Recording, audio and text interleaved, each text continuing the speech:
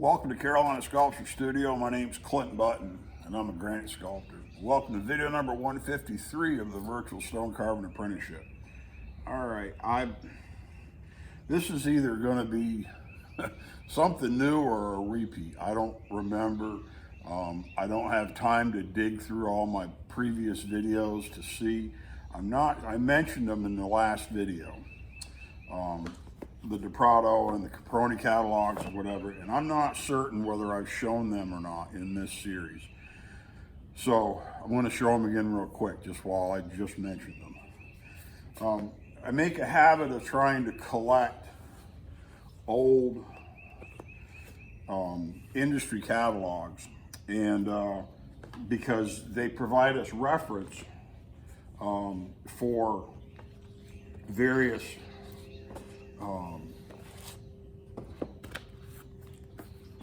designs and features and protocol and everything in drapery. And for this work, it really helps. So the book that I used during my apprenticeship was a copy of Ecclesiastical Art Inspirations by the A.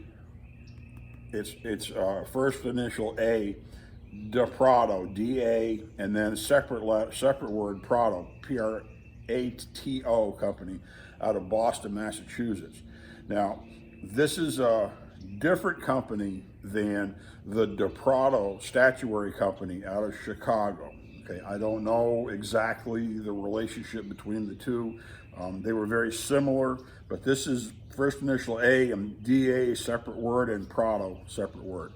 And the DePrado catalog, the DePrado company out of Chicago is a different catalog. That catalog, this one's a vertical format, and the one from Chicago is a horizontal format. They're very similar, but this is filled with hundreds and hundreds and hundreds, I don't know how many, of all these designs of all the various Catholic saints, of angels, of different postures, and there's so many of them. You know, it's real common to see this type of kneeling angel in the cemetery. This one here particularly is very, very common, this pair. You'll see these available. These were offered in, they've got a section that's got bronze, they've got some bas-reliefs, they offer full round statuary in marble or bronze. Most of these are in plaster. And so you'll see they're available, you know, on places like eBay. You can buy some of the actual plaster icons that were in Catholic churches or used for similar purposes. But this is like a Bible to us in terms of design and being able to go through and look at them. And it helps you identify who a subject is. And when you're communicating with customers, it expedites the process tremendously. This one was from Alberton. This was at Dixie Granite many years ago, and John Cable gave it to me after I started the studio. I've got a copy of the DePrado statuary company as well. We actually scanned that, and so I've got that. And we don't do as many Catholic icons here. This market doesn't support that type of work. I do some, but not a lot. But you'll find that you'll have a lot of designs that are, I don't want to say they're bad copies, but they're a lot of times they're a copy of a copy of a copy. And so you can get back to what the icon really looked like by using a good catalog. I've got other catalogs, like this is a Townler catalog from Italian. This is Italian marble statuary. They were in, they had a shop down in Alberton, and they offer, you know, the various, you know, this is a cartoon, and then this is what they actually produced and sold out of marble. All manner of small angels, all kinds of stuff. And a lot of this, you'll see these as you know, if you're in the business, you'll have people that request certain compositions. And this helps you sort out what they are, because a lot of the small details, especially if you're working in marble, or you're addressing a marble project that's been out in the weather for decades, there'll be elements that are missing. And this will help you understand that it's supposed to be a daylily versus a daffodil or something like that, because a lot of the small pieces may either be broken and missing, or they may be just eroded from the weather. And so you can identify, and you'll occasionally have someone call up and they want something fixed and the head's missing. What's the head look like? This gives you an idea. I've got a couple others. This is you'll have pamphlets. You can buy pamphlets, little brochures for DePrado and different companies. They pop up occasionally. These are copies of one that were actually from my apprenticeship that Gary had from Goat Marble and Granite. And these are more than likely, if you look at them, because Goat was in Vermont, but these look suspiciously like the Talmer pieces. Okay, if you go through and you'll find they basically match. And so they're good reference material. I've got a couple of, another book that I mentioned is the Caproni catalog, and this is out of Boston. This is a very unique book because it has, and these are 100 years old. The prices were updated in this one in 1911, okay? And this is the updated price list here in the front that's been glued in. This is more like an encyclopedia of a lot of old work, of ancient work, stuff that goes back to Greek and Roman times, Renaissance work, period work, and they may be really small. You may not be able to see as much detail on them, but it's a reference. You can go through here and, just like I had mentioned, we had a man call up and ask about some concrete statuary, some garden statuary that were probably, turn of the century, 1900, 1920s. And it looked like they were probably a series. There were three, I think he had three of them, and they were all here and they were all from the same museum in Rome. And so they probably had a garden series where they took a number of these, and people that would travel, it's really hard to remember. The world didn't always have the internet, and you could just pull stuff up and check it out, copy it. If you went to Italy and were able to duplicate some of these statues, and you may not get in trouble for copyright issues like you could now. You could have you could buy 3 of those statues, pull molds off of them, and then sell concrete statues and say, this is from Rome, and these are Italian, and these are ancient, and these are reproductions of special ones that are in the museum. And the average person wouldn't know it. I mean, this restoration person had no idea.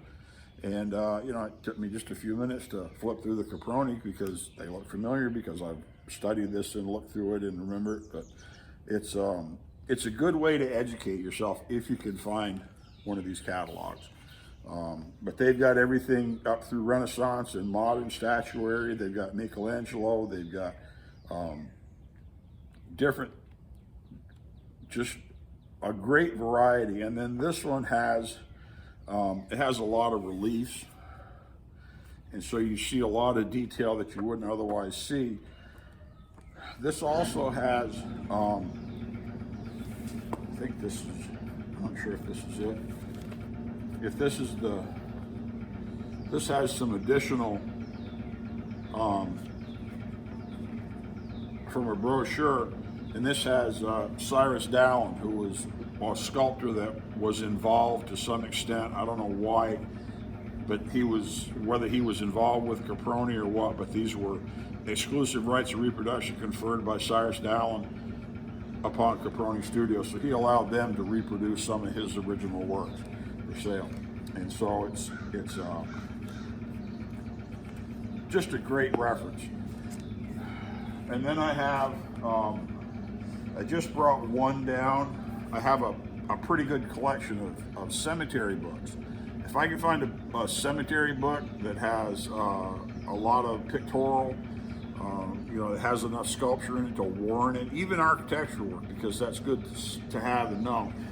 There's a lot of cemeteries that are kind of boring. I mean, they're not really exciting and fancy, and you know, you're going to learn anything. But there are other ones that have specific jobs and specific stones that are pretty renowned, and everybody knows, you know, this composition or that composition, and they end up being replicated, and good or bad. A lot of times they get really bad, and so if you can look at it and turn it into what it's supposed to look like, or at least communicate that with the customer or the patron before you cut the job, you can improve it a lot. So, but this is one from Forest Lawn and out in California, and it's sort of it's almost like a Caproni catalog. It sort of has a little bit of everything from all. I don't know that there's as much original work there in terms of outdoor sculpture as there is reproductions of sculptural works from around the world and throughout history. You know, they got Court of David with Michelangelo, and you know, they've got the Mystery of Life, which is also called the Tree of Life, depending on who you talk with.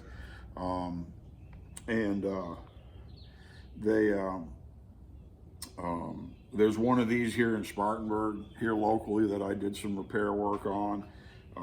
And so these motifs, you'll find that they're reproduced and reworked. You know, they've got some here that look to be more original. They're not historical pieces, but it gives you an idea. And then when people say, I went to, like, they have reproductions of the Medici tomb and other Michelangelo pieces. When you field calls from different customers that said, I was at a cemetery and such, and I saw this, and this really impressed me, and you can say, oh yeah, you flip right to it and you pull it out and you say, this is what you looked at, now let's have a discussion. This is from the Vermont Marble Company. This is another, I don't know that it's necessarily a catalog, but it has a number of explanations of where the ornamentation originated, types of ornamentation, Greek versus Egyptian versus Roman, you know, versus Celtic, Gothic. And all of these things are going to help you, and then Renaissance. And so if you read through these and study these, it will help you present yourself as knowledgeable about the work. You also run into things like the orders of architecture, and it's good to understand that. You're not necessarily going to be doing you know, a full entablature with all of the different sections, and you've got different kinds of plinths and different kinds of capitals, and you know, you're supposed to calculate entasis in a column so that it has the proper swell, that it's not straight, that the lines aren't straight down the side, but that it isn't too fat or too skinny, because if you got too much entasis, they look weird. And if you don't have enough, you can't tell that it's there, your eye misses it. And so the orders of architecture, and there's a lot of that if you want to do it, particularly this memorial work, it's important to understand that so that you can communicate well and that you can produce the right kind of work. One of the things about there's flip sides to all these different things. When I talk about entasis, entasis is for people that don't know, okay? Entasis is when you have a column, and the column is tapered, usually a little bit, small at the top, bigger at the bottom. But the line doesn't go straight from the top to the bottom. It has a slight curve in order to denote compression, which conveys weight. Okay, and that makes you look at it and understand that that column is supporting this massive building. Because remember, this comes from ancient times with Rome and everything, and Greek. I don't know exactly when entasis started being used. It was something that they understood and they started employing it.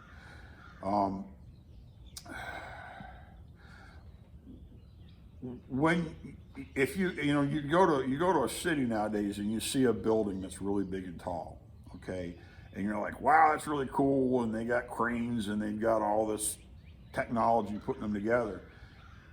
If you saw that same building 1,000 years ago and it goes 150 feet in the air, it's going to bend your head if you're used to living in, a little stick mud building, whatever. I don't know, whatever living arrangements you made, you probably didn't live in a big tall building like that. And so having the columns out there that were constructed in a way that they swelled a little bit to exaggerate and emphasize the massive presence of that building, that's a very powerful design feature. It also goes back to understanding that it's important at other times to make sure that your line does not have that curve, because there are times when you want something to be perfectly straight. And that's why when I'm showing you how to do basic boring work like finishing work, this is the base for the big angel that we're sitting on right now. If you can't do a straight line when you're supposed to, it's going to look bad. Because just like your eye picks up on entasis and seeing that column isn't perfectly straight up and down, or it isn't a parallel straight post, which looks weak and spindly by comparison, have one that's just a little bit wider at the bottom, that's tapered, that looks weak and spindly compared to one that has just a little bit of swell that's appropriate. If you don't understand all that, your work when you have to do straight lines and you can is going to suffer. And so there's a time and there's a place for everything. It's really critical. There isn't a test on this.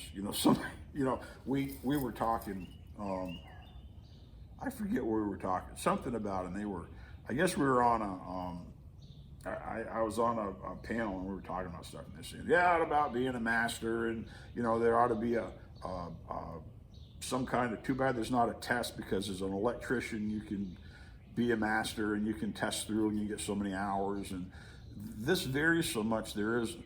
And so you're not going to run into a situation, for the most part, that I know about, where you're going to have to sit down and clearly discuss the orders of architecture and, compare and contrast angular Ionic versus Corinthian versus Doric, whatever, capitals, or go through and compare Greek versus Roman versus Egyptian versus Gothic versus Renaissance ornamentation design. You're not going to do that. You're either going to learn about this on your own so you can actually know about it. Because I used to watch, I didn't come into this with a formal art education. My wife and my daughter both got all that. I'm not educated like they are. But I used to watch it. You try to be observant, because I was apprenticing. And part of being an apprentice is being observant to everything, trying to soak up everything you possibly can for information and guidance and advice. And just like me saying a minute ago, that that curve and that entasis in that column, that curve can be an asset, or it could be a fail. It can be a liability. Depending on where you put that line. If that line's supposed to be straight, it's supposed to have some fat to it. And so you have to understand that you have to see both sides of it. And so a lot of what I learned in my apprenticeship wasn't what was taught to me, but it was by watching what other people did, okay? There were things Andy taught me that nobody else said a word about. He's like, oh, you got to pay attention. And no, hey, let me show you this. And he showed me this little thing. Then there was other stuff like Giuliano would come in and he borrowed Gary's Orders of Architecture books a couple different times. Okay? If the old man, the old sculptor in town is coming and borrowing those books, I better have those books on my shelf, because he's not playing games. He's serious. And if he's done this for his entire life and he's still studying these books, that ought to be enough justification I ought to be studying. Because Gary wouldn't have me studying stuff. Andy wouldn't have me study books. No, and I didn't have a DePrado to take home and study. I hadn't gotten one yet. I studied all I could. This is back when you'd drive down the street to make a copy at the copy store. You couldn't just go in the other room and run it on your printer or whatever.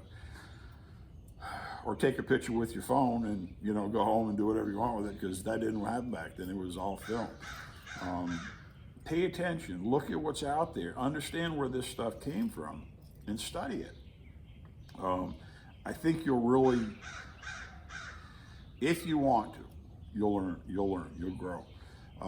And part of, just like I was talking about the drapery on the angel, the drapery isn't necessarily a requirement to the job, okay? What the drapery does is it helps other people look at something and understand what you're trying to convey or represent. Because this is all fake. This isn't real. I'm not carving a live person with blood and the heart and liver in it. No, this piece of stone, I'm just carving it to look like somebody that hopefully looks kind of alive.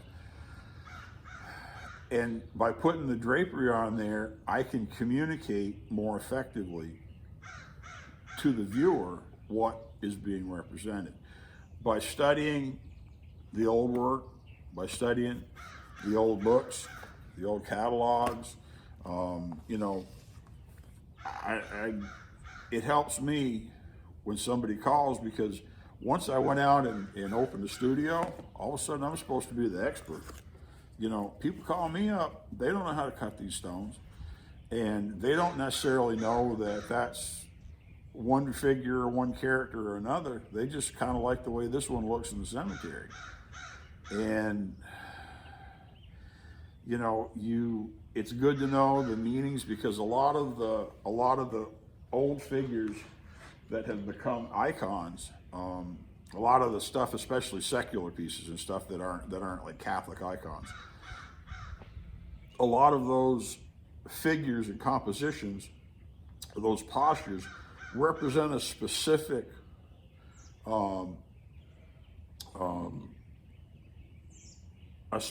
concept. And whether it's grief over a broken column represents a life cut short, or a tree cut down represents a life cut short. And some people don't understand those things. There's certain postures that are very related to the grief encountered with the loss of a child, Niobe and whatever, that's always kneeling and everything. And someone may come in and say, hey, I really like that. That's a really cool idea. That's what I want. And I see it, and that's like they're handing me a story. This is what this represents. This represents that this person was killed prematurely. If you get a broken column for some guy that's just died and he's 98 years old, they say, well, we want to do a broken column. And you say, let me explain what this generally represents. And they may see that it makes more sense that doesn't represent his passing. That's not an appropriate memorialization of that individual. And so some of that you're going to have to learn. There's books about what different memorials mean, and some are better than others. Usually the photography in them is I've never found one that's really fantastic. They look like they're done by the person that writes the book, and they may be a great photographer. They may not. I don't know, but it can vary a lot. And so it's good for the person that's the go-between me, because I'm going to take what they want and put it in the stone, it behooves me to understand these things really, really well, and to continuously educate myself about what something means, what something represents, why this is appropriate or not appropriate. You know, if you know, butterflies are typically related to children when they pass. You know, you have a very young child that dies, and it's typical to put butterflies on their memorial, or at least at one point it was. That's a typical icon that's related to a child's death. Now, you know, if say there was an adult woman that had a butterfly tattoo, and you wanted her butterfly tattoo cut on that stone, well, yeah, you can, but people walking by the cemetery like me are going to look at it and go, wait a minute, she was 33 when she died. I don't understand why there's a butterfly on there. That doesn't necessarily make sense. So, you know, in the end, it's your stone. You can do anything you want. But there are people who will appreciate having guidance in terms of getting the most bang for their buck. They want the story, the memorial to tell a story. They want the memorial to convey their journey, their position, their situation, and if you're well versed and you've got resources where you can study it and learn about it, you're in a better position to help them out. You may read about things on the internet or hear stories on the internet. It takes a whole lot more effort by comparison to produce a printed book 50 or 100 years ago than it does to sit down. You know, I'm 26 minutes and 50 seconds into this video. I could have told you any story I wanted to, and it's going to take me longer to post this on the internet because of our bad Wi-Fi than it is for me to say this. And I could have made up a whole bunch of stuff and y'all wouldn't, for the most part, know the difference. So, you know, we hear all the stories about people changing marble into it's soft like clay, and they could mold and make anything, and they had all this wizardry technology that was so great back then. Okay, if they noodled clay all up like that, like dough, all the veining would be screwed up, and it's not. When you see something that's this fine elaborate parlor trick like the nets and all this, like I was talking about, and the really elaborate floral work and all that, and they say, yeah, they figured out how to soften the clay and then model it, soften the stone marble and model it like clay and then harden it back up again, except the veining, natural veining, is all perfect in it. Okay, it's because they carved it. All right, so get good information, you know, choose your masters well. You listen to knuckleheads, that's all you're going to be able to be. So, but anyways, there's some good books. And if I've gone over these before, I apologize. I don't think I have, but I figured I ought to bring these up and talk about this a little bit while I just mentioned it. And, you know, my Michelangelo books, and, you know, there's cemetery books, there's city statuary books, and they're all good to study. And if you want to have an archive, you know, start watching the used book places and pick them up. You'll like them. But anyways, my name's Clinton Button. I'm a granite sculptor here at Carolina Sculpture Studio with the Virtual Stone Carving Apprenticeship. Thanks for coming in.